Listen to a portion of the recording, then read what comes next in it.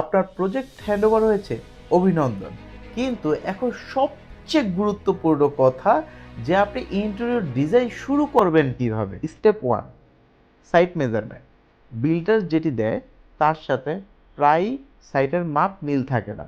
তাই শুরুতে একজন এক্সপার্ট দিয়ে আপনার সাইটটি প্রপার মেজারমেন্ট করে নেওয়া আমরা সাজেস্ট করে থাকি। স্টেপ 2, একটি প্রপার লেআউট করে নাও। কোন ঘরে কি বসবে, কিভাবে বেডটা রাখলে ভালো লাগবে, টিভি ক্যাবিনেট কোথায় বসবে, ক্যাবিনেটগুলো কিভাবে হবে, এটা একটা প্রপার লেআউট সেকেন্ড ধাপে আমরা করে দেব।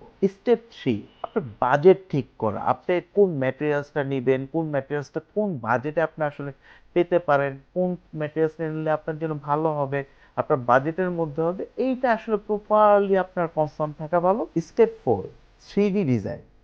আগে থেকে আপনি বুঝতে পারবেন আপনার ঘরটি আসলে রিয়েল লাইফে কেমন দেখতে হবে 3D ডিজাইনের মাধ্যমে।